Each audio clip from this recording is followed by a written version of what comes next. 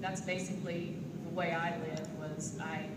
I was all the time thinking I was going to miss heaven, or I was going to do something bad and end up in hell.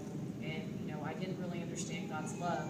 And so about a little over 2 years ago, I started a journey learning about God's love. And this seems like the last couple of months it's been pretty intense with him going, "You're still not getting it." But one of the things, I was sitting up there and I was remembering as she was talking about, if you spent time with the Lord and you had, your cults come to you. When I first started this journey, I was going through a situation where I was in a church that was telling me I wasn't saved. I had been saved for a long time, and was speaking things that was really confusing me. And so I decided to shut everything out and just get my Bible out and start reading. And so I just began to just read, and I would underline stuff, and I would make notes, and I would just let the Father talk to me. So one morning I was out having coffee and having devotional time on the porch, and I had been learning about where John 14:11 talks about that Jesus and God are one. And then in Ephesians 3:17 it said, "Christ will make his home in your hearts." And all this time I had been thinking God was, yes, God's in heaven, but I wasn't getting it that he lived in me and that love was abiding in me. And so I was always looking somewhere else for the love, and always thinking I had to ask God to come down here to help me, and not realizing he was already with me.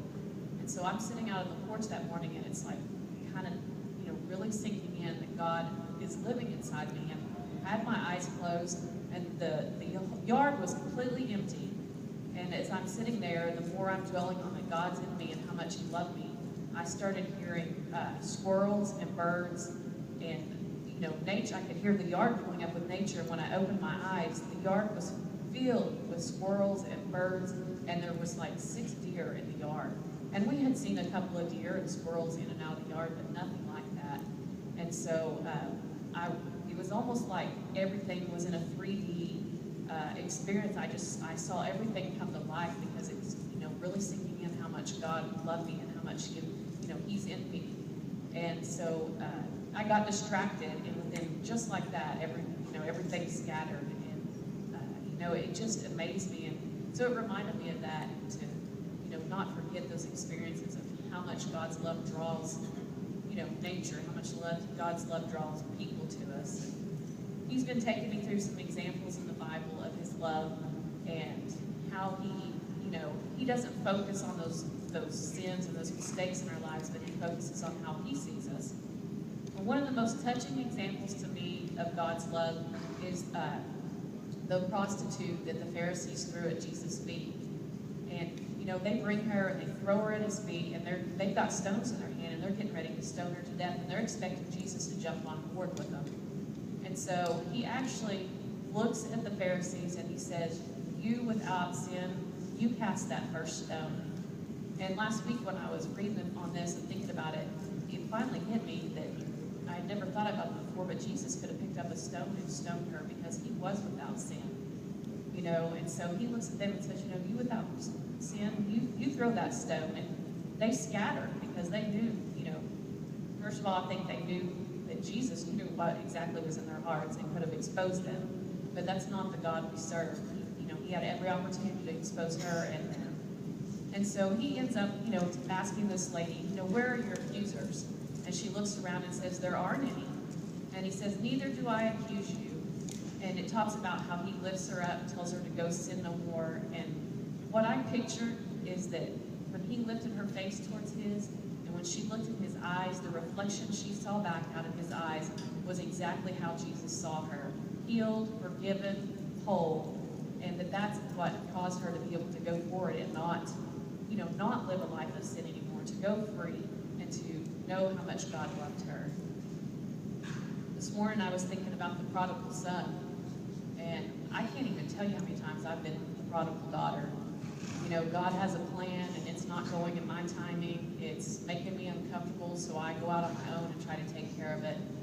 The prodigal son, he had everything provided for him, and he had his father's protection, he had leadership, he had the financial blessings, everything that he needed was right there. But he wanted to take his inheritance and go off and do his own thing. So he asked his father to give him his inheritance early, and he leaves, and he he ends up getting into all kinds of situations and spends every dime he has and ends up sleeping and eating with the hogs. You know, one day he looked up and said, you know, it would be better to be a servant in my Father's home than to live like this. And I know I found myself in that before, thinking, man, I've really messed up. I'm going to have to make up for this. You know, and so the prodigal son comes back, and he's heading towards the father.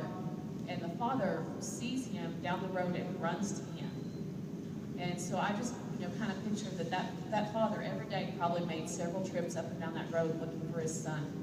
You know, and he sees his son and he runs to him. And, you know, the son's offering to be a servant, but he embraces him and he puts on his ring and his robe and he throws a big party and welcomes his, you know, his son home. And that's what God does for us. We think, you know, oh, I messed up, or I've done my own thing for too long. But God's not like that. He's watching for you to come back home. He's ready to wrap his loving arms around you. You know, the most ultimate sacrifice of love that we see is John 3:16. He said, "For God so loved the world that he gave his only son so that you can be free."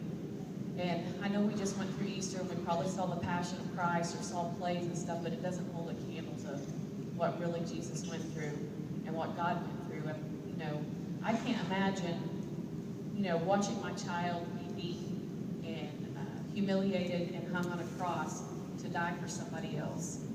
And, you know, we have a picture of God's ultimate love as he's watching his son, you know, and then we have Jesus who he could have said, no, I'm not doing this, it's not worth it. But he looked at you and said, I love you and you're worth it.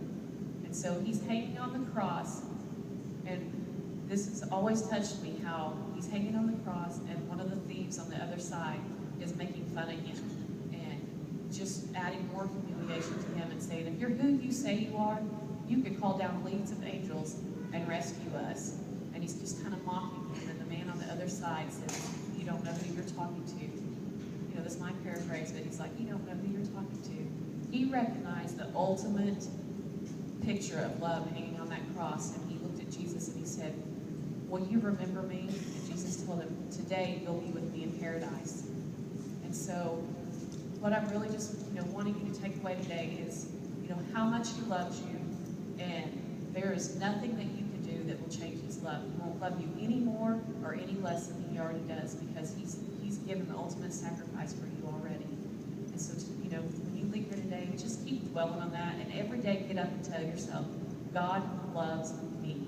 Even if you have to sing, Jesus loves me, you know, just keep telling yourself that until you believe it. And you might go back and forth and you feel strong in it and do like I've done and start struggling again. Just go back to the basics.